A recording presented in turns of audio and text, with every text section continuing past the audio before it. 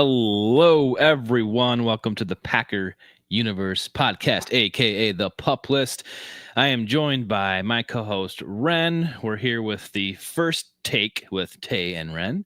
We just watched the Green Bay Packers head to Arizona to take on the Cardinals, and they won 27-23. This game looked and felt like the last couple games, Ren, right? Maybe a little lackluster, uninspiring for at least most of the three quarters and into the fourth, but the Packers, their late surge capped a win and sort of washed that bad taste out of our mouth, didn't it? What are you thinking right now, Ren? Oh, we got a pulse? Man, no, not a pulse. I'm just checking my anxiety level, Dave. My heart rate has dropped at all over the last 20 to 25 minutes, Tay. So, yeah, I mean, that day, I don't know if it's coming, Tay, where we just get to sit back and watch Packers cruise to a victory. But we thought big things of this game and big scores and a big time Packer victory. And you know what? It lived up to every Cardinals game billing the last 4 weeks, and that is a one-score game right down to the finish and down to the wire. If you're a Cardinals fan, that is a tough thing to take again in another consecutive week just like that. Man, I don't know, Tay. I mean, 3rd and 23, a la shades of 4th and 26. I don't know how that stuff's happening. 3rd and 14. I know people are clamoring for less zone defense and more man-to-man defense. The cornerback room is really starting to show its cracks. As Wendell would point out, they don't really have the guys to play a lot of man. They don't, but they certainly got to figure some things out on defense, Tay, because it was pretty inexcusable to me, man. I mean, you cannot have those down and distances being converted at the rate they were. And that touchdown to McBride, that 12-yard touchdown, I mean, my God. Yeah. Tackle the guy, but he lived up to the billing. We knew he would be a problem. He was the only guy we had a problem with, and we couldn't even cover him. We wondered, can they even run the football? Well, they did that very, very well to the tune of 94 yards on the ground. At times you're like, where's the Packer run D? Where's the Packer pass D? Where's the Packer anything D? Micah, obviously, 3 sacks on the day, Tay. So that last one being just massive on that last drive. They need 7 to win. I mean, that was huge, Tay. They have to waste a timeout. The offensive lineman's beat so bad, he essentially even pushes Micah, throws him into Brissett. You're like, oh, my God, he just destroyed that offensive lineman. Man, what a gutsy call, Tay. On the 4th and 2, honestly, I'm listening to the Fox broadcast. They're like, just take the 2. And honestly, I felt like go for it because Haversick, that 61-yarder in the half was incredible. Good on that guy coming in. I think he was a teacher a few weeks ago, I want to say, Tay. And now he's in the Packer record books. Yeah. For all time. His name is etched there until somebody, kicks a further field goal than 61 yards. I mean, great on him. You feel great for him. He's been one of the few bright spots over the last couple of weeks. That was great to see. But, yeah, going back to that, it was like a 43-yarder. I didn't feel great about it. And I know he's been good, but you're giving them, you're going to essentially be tied at that point. You're going to give them, 2.5 minutes, and they have 2 or 3 timeouts left and the 2-minute warning. I didn't like it. And you know what? They just said, the heck with it. They called the timeout, changed their mind, go for it. What a beautiful play to Tuck, and he gets the 2 feet in. And, a few plays later, you've got Josh Jacobs in the end zone with the second touchdown of the day. He's banged up, struggling to play after the whatever if you want to call it, the flu game last week. But, Josh Jacobs continues to be, and you lay the flowers every week for Josh, and we should, but he continues to be, the heart and soul of that offense at the moment. I know they're ramping up Christian Watson kind of like a preseason thing, getting his feet under him, but they could use this guy, Tay. They could have used him today. He's 100%. I don't get it. Just get out there, open that offense up. I didn't think Matthew Golden was involved enough. They started obviously getting Tuck involved a little bit more as the game wore on.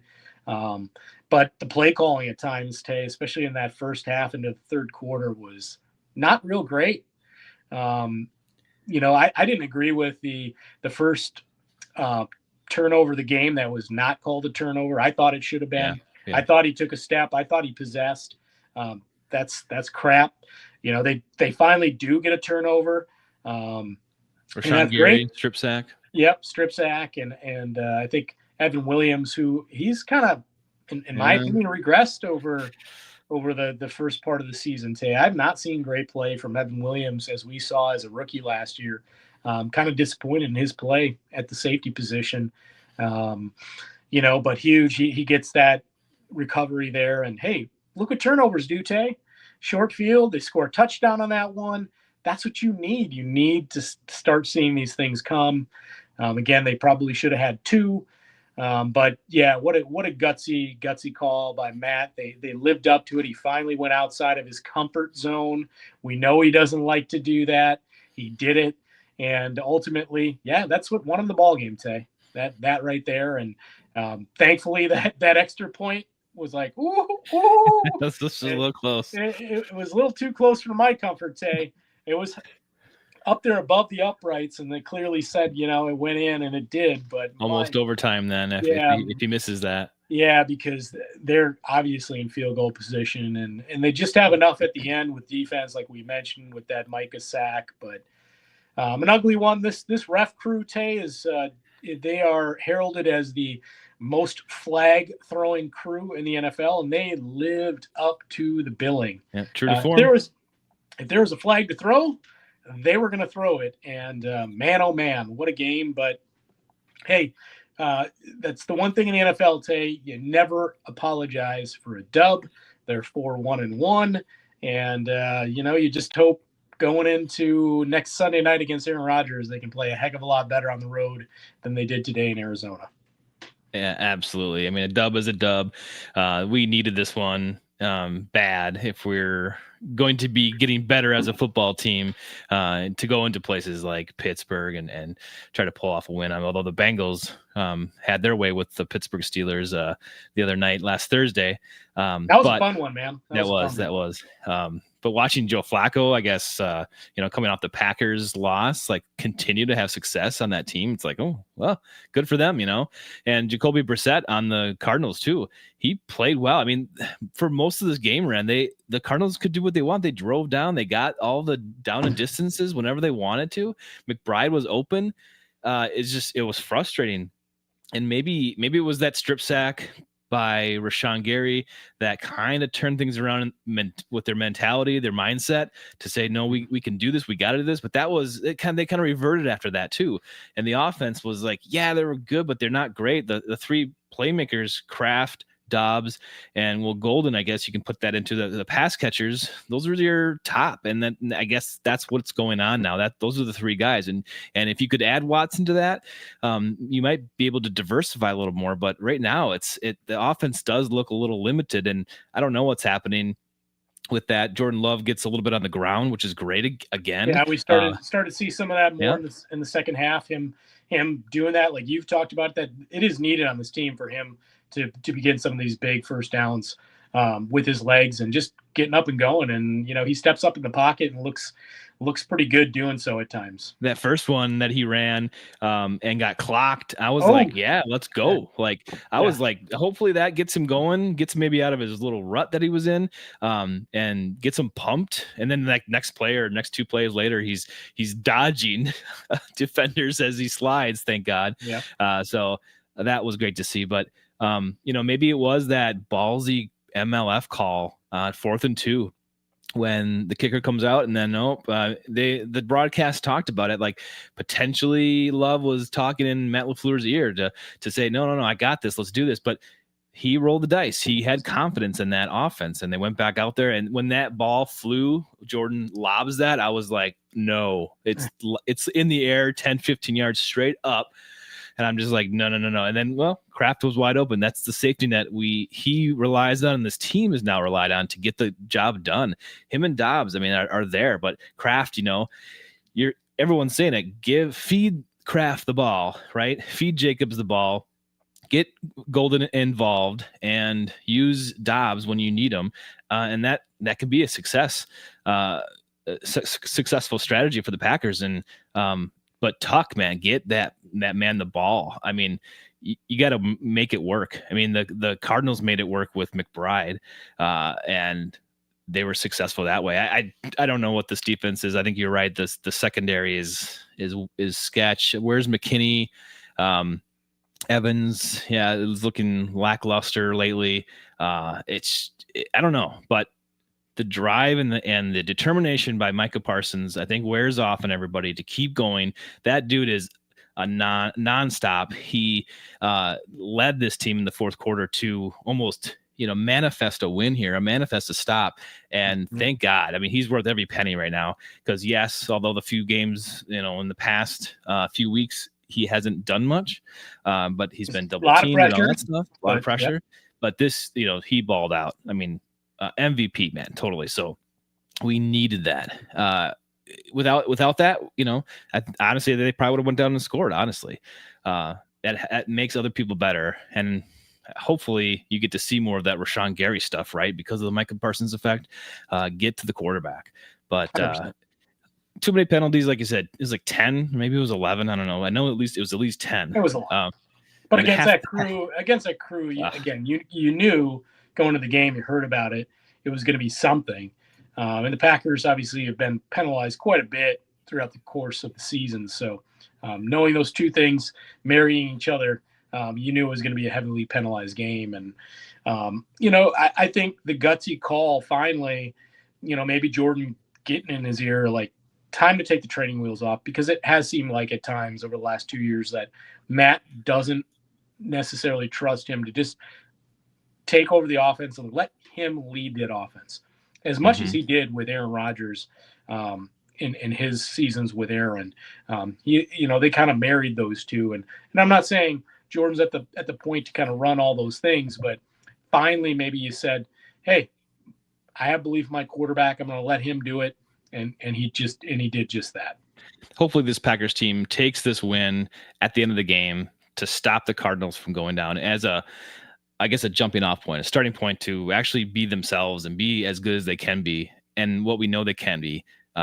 This is important now to take this and move forward, because maybe this is it. Maybe this is the turning point, Ren. We saw it in the last few games where they've won, where it's like, oh, it doesn't seem like a win, and they've sneaked it out. But this one at the end seemed better. They had that call, fourth down call. They had the pressure to get the sacks. It was there. So I'm looking at this as a turning point. And if they don't, I don't know what they're seeing, but playing 3 quarters of crappy football and then coming out and showing everyone what you have, that seems important to me. So they have to take this and go with it to fulfill their potential, because they have it. They truly have it.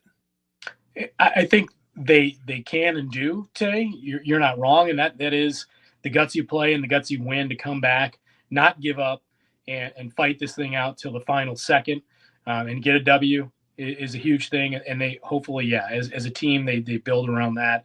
And we really hope that Half can get back to the drawing board, because his defense really has, again, over the last many weeks now, left a lot to be desired.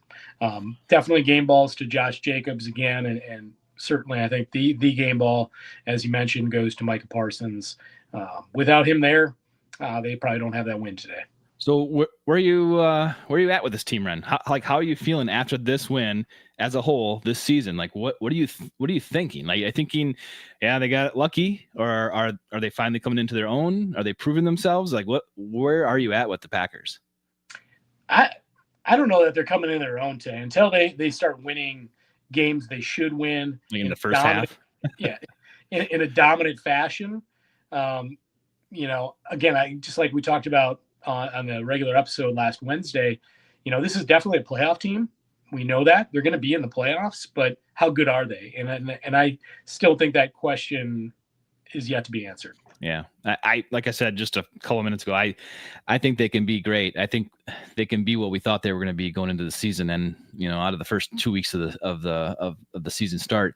But I'm also afraid, Ren, that this is what we get. This is what we got, and this, we're And until they get that passing defense, again, it doesn't have to be a championship level, like top 5 passing defense because of what they have up front, but they got to get that thing, and Jeff's got to get that thing schemed up a little bit better, because if they continue to do what they're doing with that passing D, they're going to lose some ball games today that they shouldn't. And today was one of them. They almost lost. So as a result of that, again, those 3rd and 23 and 3rd and 14, man, just inexcusable. And yeah, they gave up a touchdown after that 3rd and 23 conversion, probably 6 plays later. And yeah, you deserve that. And I tweeted that. They deserve it. You deserve to get scored on there because you couldn't stop them in a down and distance that I would say probably 99% of the time does not get converted. Yeah. Well, we're interested in what you guys think out there in Packer Universe land. So drop a comment below. You can do it in this live stream. We're about to sign off here. This is our first takeaway, just our first reaction here right after the game. But we're back on Wednesdays with our full podcast broadcast episode. So leave a comment wherever you're watching, X, YouTube, or even Twitch. But yeah, we're curious. What do you think of this team? Like, where are you guys at? Where is the fan base at? Do you have faith? Because I am a little on the fence right now. I don't. They have potential, but are they going to actually achieve it and live up to that hype?